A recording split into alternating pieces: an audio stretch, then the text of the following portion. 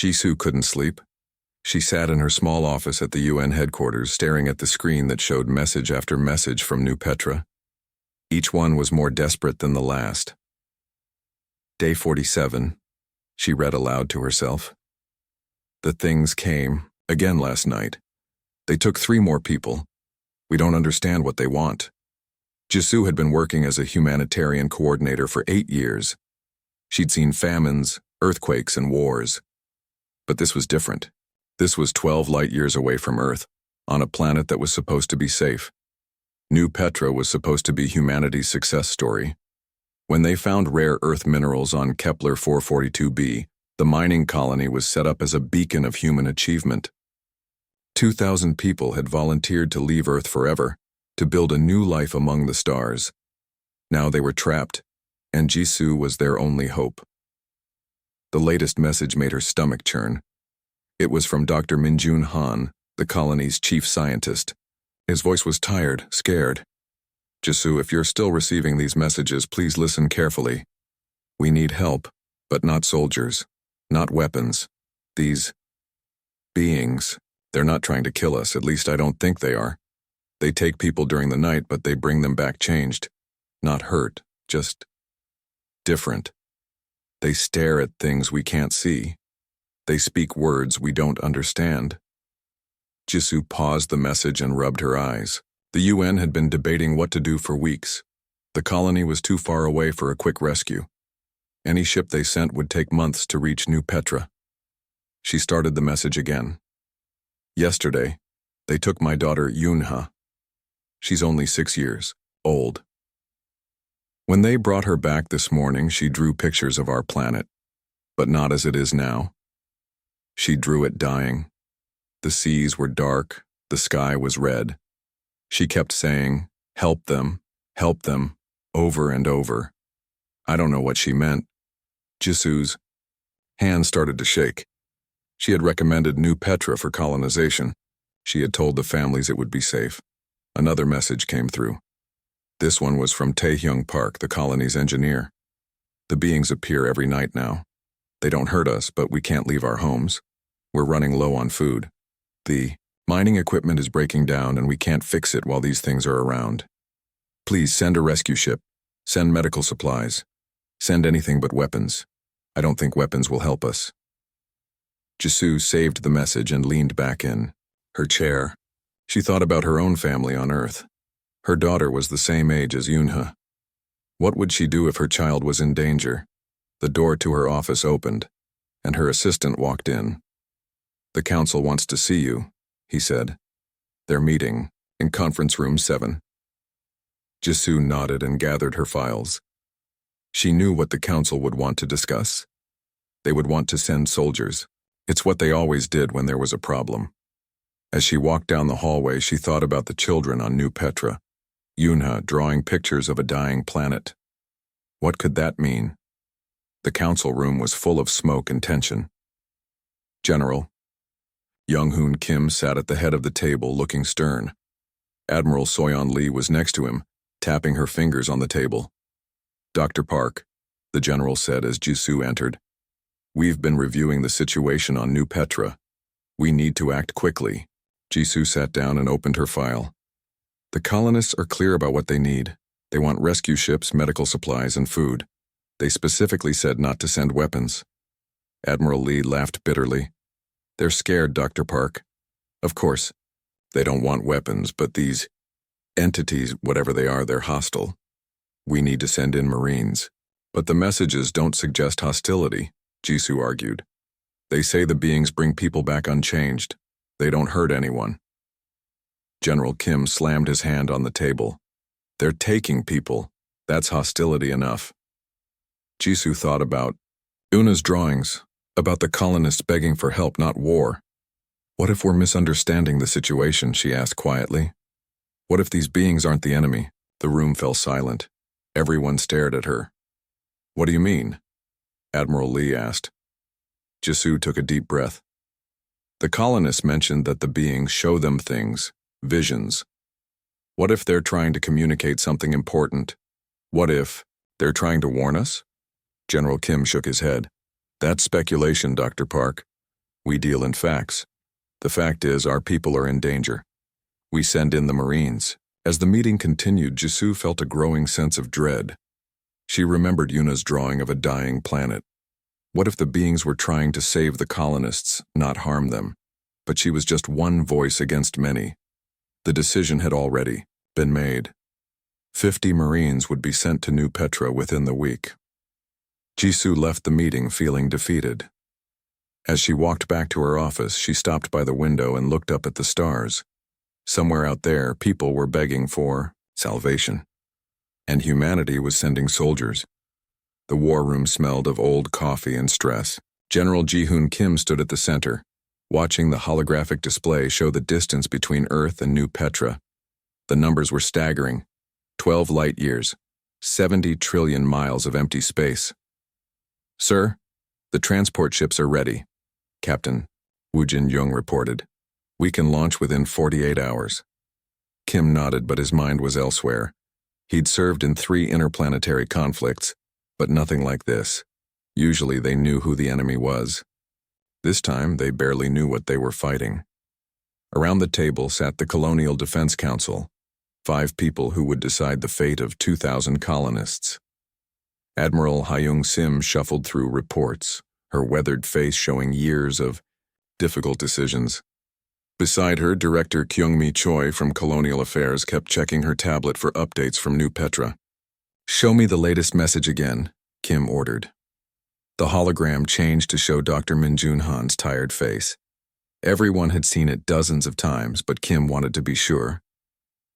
"The entities don't attack during the day," Han's recorded voice explained. "They only appear at night. When they take someone, that person returns the next morning, but they're different. They know things they shouldn't know. They draw pictures of things they've never seen." Director Choi paused the recording. "This is the part that bothers me most. A 6-year-old child drew detailed images of Earth's ocean currents. How is that possible?" "Maybe the aliens put information in their heads," suggested Commander Dong-Yun Park, the youngest member of the council. "Could be some kind of mind control." Admiral Sim shook her head.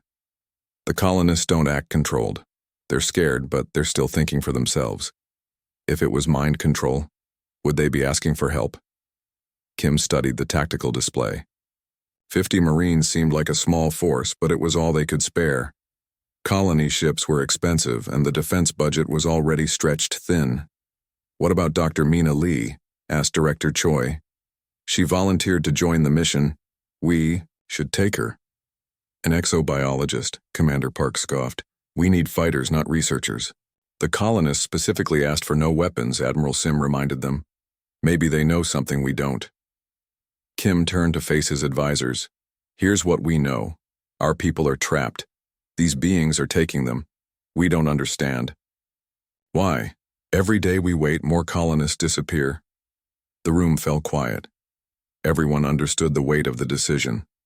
"Sir," Captain Young spoke up, "what if we're walking into a trap? What if these entities are more dangerous than the colonists realize?" Kim had been wondering the same thing. In his experience, fear made people see threats where none existed, but it also made them blind to real dangers. Director Choi stood up and walked to the display. "I've been analyzing the messages. The colonists mentioned that people come back changed, but not damaged. They're not reporting injuries or illness. That doesn't match any hostile alien encounter we've studied." "Because we've studied so many?" Commander Park muttered sarcastically. Admiral Sim glared at him. "This could be our first real contact with alien intelligence. We should proceed carefully." Kim thought about his own daughter, studying xenobiology at Seoul University. What would she say about all this? Probably that they should try to communicate first, ask questions later. But he was a soldier, not a scientist.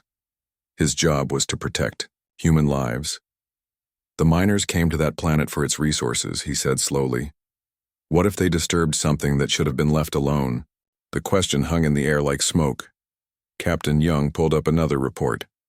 "Engineering says the mining operations went deeper than planned. They hit some kind of underground network. Could be natural caves, could be something built." "Built by what?" asked Director Choi. No one had an answer. A new message arrived from New Petra. The council watched as Taehyung Park, the chief engineer, appeared on screen. His hands were shaking as he spoke.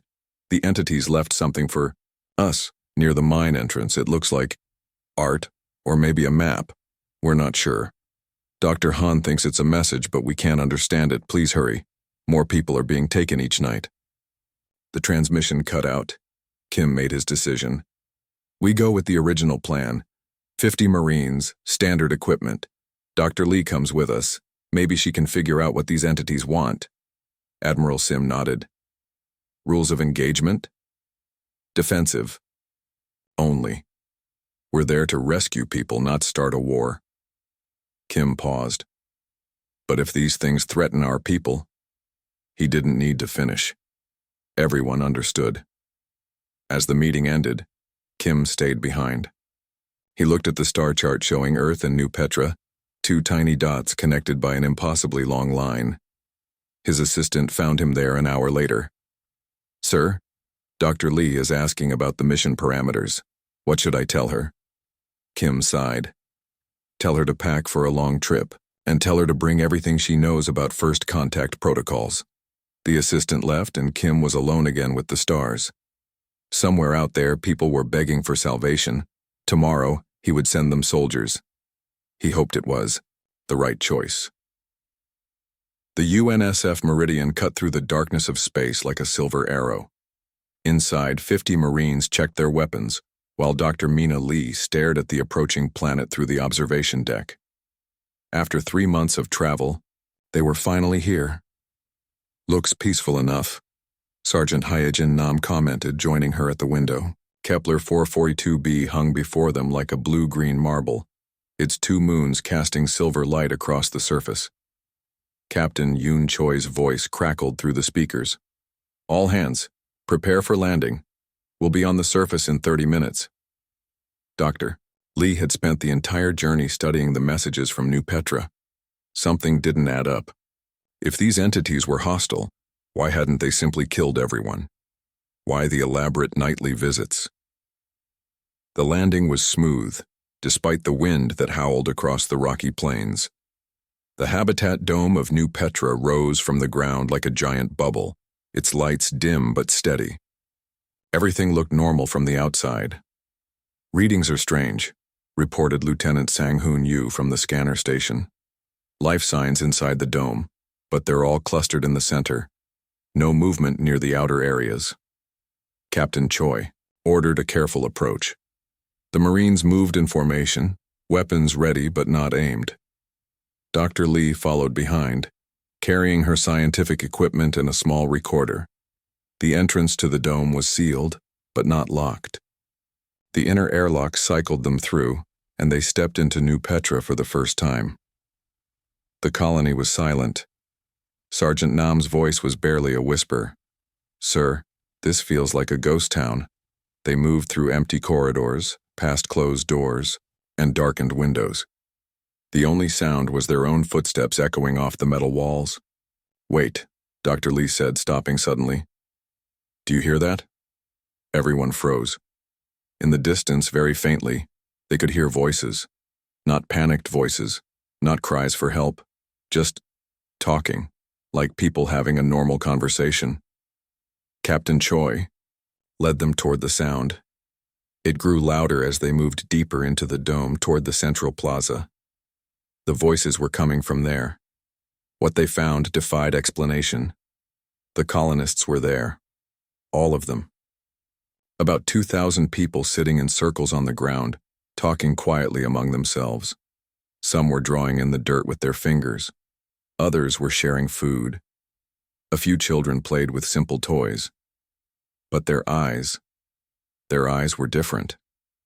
Dr. Lee approached slowly.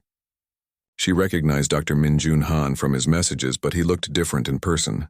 Calmer somehow. More at peace. Dr. Han? She called softly. He turned toward her and she gasped. His eyes held a depth that hadn't been there in the recordings. Not evil or mad, just more aware. Dr. Lee, he said, and his voice was gentle. You came. We hoped you would, but we weren't sure. Captain Choi stepped forward, his hand near his weapon. Are you all right? Are you being held captive? Dr. Han smiled sadly. Captive? No. We're free to move. But we understand now. We understand what we've done. Before anyone could ask what he meant, the lights in the dome began to flicker. Not randomly, in a pattern, like a heartbeat. They're coming, whispered little Yunha, the 6-year-old who had drawn pictures of dying oceans. She didn't seem afraid. The Marines raised their weapons, but Captain Choi held up his hand. Hold your fire unless I give the order. The air shimmered. Dr. Lee's scientific instruments went crazy, beeping and flashing. The temperature dropped 10 degrees in seconds. Then they appeared. They weren't like anything in the science fiction movies. These beings were tall and thin, made of something that looked like liquid light. They moved without walking, floating inches above the ground. Their bodies were translucent, and inside them, Dr. Lee could see patterns of energy flowing like rivers. The colonists didn't run. They didn't scream. They simply watched. One of the beings approached Dr. Lee directly. She felt her legs go weak, but she didn't move. It stopped just feet away from her. Then something happened that she would never be able to fully explain to others. Images flooded her mind. Not words, not sounds, just pure understanding. She saw the planet as it was millions of years ago. She saw the beings tending to it, nurturing it, keeping its delicate ecosystem in balance. She saw the mining operation breaking through into their domain. She saw the disruption it caused, not just to the rocks and soil, but to something much more important, the planet's life force itself. The being showed her what the colonists had learned.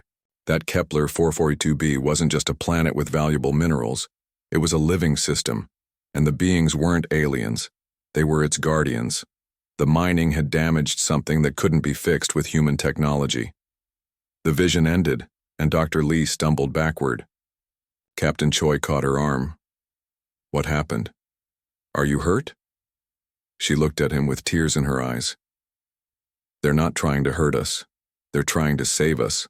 The planet is dying because of what we did to it. Sergeant Nam shook her head. That's impossible. The colony report said the planet was perfect for mining. Dr. Han stood up from his circle. That's what we thought too.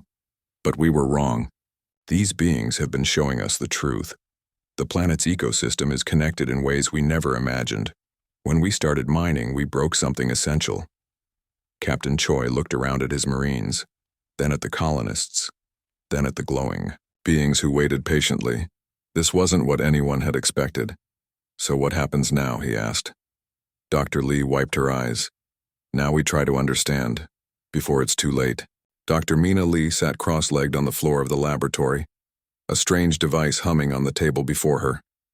It looked like a mix between a helmet and a sea anemone, part metal, part something organic that pulsed with soft blue light. Ari, you sure about this?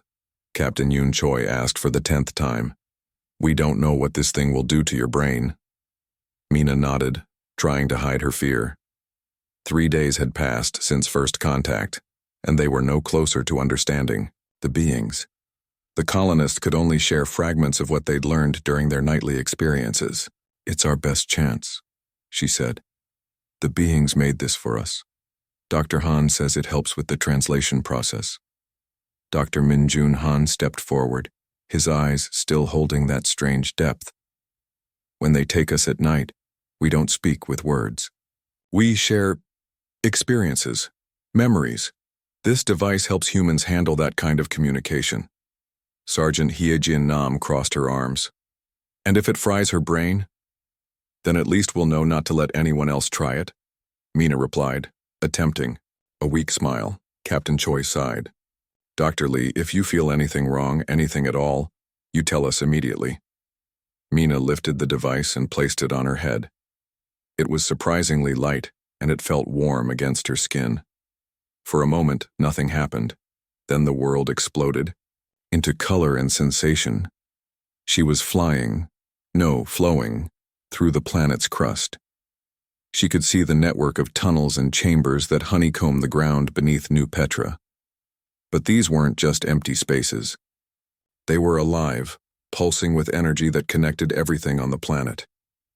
The beings showed her how it worked. The planet wasn't just a rock with life on its surface. It was more like a single, massive organism. The underground network carried nutrients, energy, and information between different parts of the world. The trees, the oceans, the atmosphere, everything was connected. Then she saw what the mining had done. The human machines had torn through, the network like chainsaws through a nervous system. Critical connections were severed. The flow of energy was disrupted. Parts of the planet were slowly dying as they became cut off from the whole. But that wasn't the worst part. The beings showed her what would happen if the damage wasn't repaired. The planet's magnetic field would weaken. The atmosphere would begin to leak into space. Within a generation, Kepler 442b would become a dead rock, and it wouldn't stop there. The images shifted, showing her Earth. The beings had studied the colonists' memories, learned about humanity's home planet. They showed her what they saw, a world already showing signs of the same kind of damage. Different causes, same result. Mina gasped and pulled off the device, her hands shaking. "What did you see?" Captain Choi asked urgently. She looked around the room at the faces staring at her, Marines, colonists, and the translucent beings floating silently nearby. "We need to sit down," she said weakly. Over the next hour, Mina explained what she'd learned. The Marines listened with growing alarm. The colonists nodded sadly, having already begun to understand. Lieutenant Sang-Hoon Yu shook his head. "You're saying the whole planet is like one big organism?" "More like one big machine," Mina replied. "But a living machine, and we broke it," Dr. Han added. "The beings have been trying to fix it on their own, but the damage is too extensive. They need our help." Sergeant Nam laughed bitterly. "Our help? We're the ones who broke it in the first place." "Exactly why we're the ones who need to fix it," said a small voice. Everyone turned to see Unha, the 6-year-old girl. Her parents tried to guide her away, but she spoke again. "They showed me pictures in my dreams. The ugly Earth, all sick and broken. But also pretty Earth, all fixed and happy. They want to teach us how to make both planets happy again." "Captain," Choi knelt down to her level. "What do you mean they want to teach us?" Una drew in the dirt with her finger, creating patterns that looked strangely like circuit boards. "They know how to heal planets, but they can't do it alone anymore. Too much broken. Need clever human hands and thinking human minds." Dr. Lee stared at the child's drawing. "Symbiosis. They need us as much as we need them." "But can we trust them?" asked Sergeant Nam. "How do we know this isn't some elaborate trick?" Dr. Han stepped forward. "Because they could have killed us, all by now if they wanted to. Instead, they've been patiently showing us the truth. Every night one more person learns a little more." Captain Choi stood up, decision weighing on his shoulders. "What exactly are they proposing?" Mina put the device back on, wincing as the connection re-established. When she removed it again, she looked grim. "They want to share their technology with us. Show us how to repair the damage we've done here, and eventually how to prevent the same thing from happening to Earth. But it means completely changing how humans approach, well, everything. Mining, construction, even farming. And if we say no?" asked Lieutenant Yu. Dr. Lee didn't need the device to know that answer. She'd seen it in the visions of dying worlds. "Then we all lose. Them, us, and both our planets." The room fell silent. Outside, the 2 moons of Kepler 442b rose into the night sky, casting strange shadows through the dome. Captain Choi faced a decision no military manual had prepared him for. His orders were to rescue the colonists and return them to Earth. But now he understood that leaving might doom 2 worlds. "I need to contact Earth," he said finally. "And I have a feeling this conversation isn't going to go well." Captain Yoon Choi stood in the communications center, staring at the angry face of General Ji-hoon Kim on the screen. The transmission delay, meant every word hung in the air for 6 seconds before the other person could respond. Absolutely not. General Kim's voice crackled through the static. Your orders are clear, Captain. Extract the colonists and return immediately. Choi gritted his teeth. He'd spent 20 years following orders without question. But this time was different. Sir, with respect, you don't understand what we've discovered here. This isn't a rescue mission anymore. Dr. Mina Lee stepped into view of the camera. General, the beings aren't hostile. They're trying to save their planet and possibly Earth too. The 6-second delay felt like an eternity. When the general's response came, his face was red with anger. Dr. Lee, you're a scientist, not a military strategist. Captain Choi, you have 72 hours to load those colonists and leave. The connection ended. Choi slammed his hand on the console. Around him, his Marines and the colonists watched nervously. The beings floated silently in the corner, their light flickering in what Dr. Lee had learned was their version of distress. What do we do now? Asked Sergeant Hyejin Nam. Before Choi could answer, Dr. Minjun Han spoke up. We have a choice to make. Follow orders or follow our conscience. Lieutenant Sang-hoon Yu looked uncomfortable. Captain, we took an oath. We follow orders. Even when those orders might doom 2 worlds, Dr. Lee challenged. The tension in the room was thick enough to cut. These people had traveled 12 light-years together, faced the unknown together. Now they were divided. Little Yunha tugged on Choi's uniform. The pretty lights told me something in my dreams last night. Everyone looked down at the 6-year-old. Her parents tried to pull her back, but she continued. They said Earth is getting sick too, like their planet did long ago. They want to help Earth get better, but they need time to fix their own home first. Dr. Lee knelt down beside her. What else did they tell you? They're scared, Yuna whispered. The broken parts are spreading faster. If we don't start fixing it soon, both planets will get too sick to save. Sergeant Nam shook her head. We're supposed to believe the dreams of a child? She's been right about everything else, Dr. Han pointed out. The beings communicate more clearly with children. Their minds are more open. Captain Choi walked to the window and stared out at the barren landscape. In the distance, he could see the mining equipment that had started this whole crisis. Behind him, his people argued in hushed tones. He thought about his daughter back on Earth. She was only 2 years older than Una. What kind of world would she inherit if they failed here? Captain, Dr. Lee said quietly, approaching him. I've been analyzing the data. What the beings are showing us, it's not just about Kepler 442b. The techniques they want to teach us could prevent ecological collapse on dozens of worlds. He turned to face her. And if I disobey direct orders, I'll be court-martialed. My men will face the same fate. Better to face court-martial than face our children in a dying world, she replied. The room fell silent. Even the beings seemed to be waiting for his decision. Choi took a deep breath. Sergeant Nam, gather the squad leaders. Dr. Lee, contact the beings. Tell them we accept their offer. Sir? Lieutenant Yu looked shocked. Are you sure? No, Choi admitted. But I'm sure about one thing. I didn't come all this way to make the wrong choice out of fear. The next few weeks transformed New Petra. The colonists worked alongside the Marines, guided by the beings through an intricate dance of technology and biology. The mining equipment was reconfigured to seal the damaged network instead of expanding. Dr. Lee learned to use the interface device regularly, becoming a bridge between human and alien understanding. Through her translations, they discovered the beings had been waiting for centuries for another species to emerge, one capable of the delicate work required to heal worlds. The most surprising discovery was how much the beings had learned from the colonists' memories. They understood human nature better than humans understood themselves. They knew about greed, about the drive to consume and expand. But they also saw humanity's potential for growth and change. As the repairs progressed, the planet began to respond. Dead areas of the network flickered back to life. The atmosphere grew clearer. Plants that had been withering began to flourish again.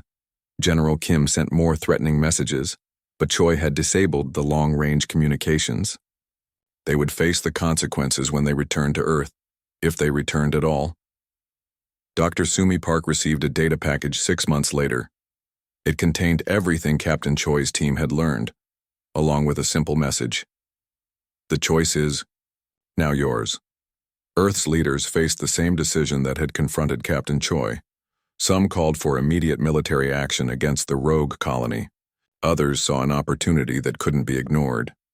Dr. Park stood before the UN Assembly, holding a small device the beings had created. It contained the accumulated knowledge of a species that had successfully maintained ecological balance for millions of years. "They're not asking us to surrender," she told the delegates. "They're asking us to grow up." The vote was close, but wisdom prevailed. Earth's first interstellar cooperative agreement was signed 3 days later. Captain Choi never faced court-martial. Instead, he became the first human ambassador to an alien species. Dr. Lee led the new Department of Interplanetary Ecology. And little Eunha, who had seen the visions first, became the first human child to learn in their revolutionary new schools. Years later, when Earth's skies were clean and its oceans were healthy again, people would ask how it all started. The answer was always the same, with a choice between fear and hope. And for once, hope had won.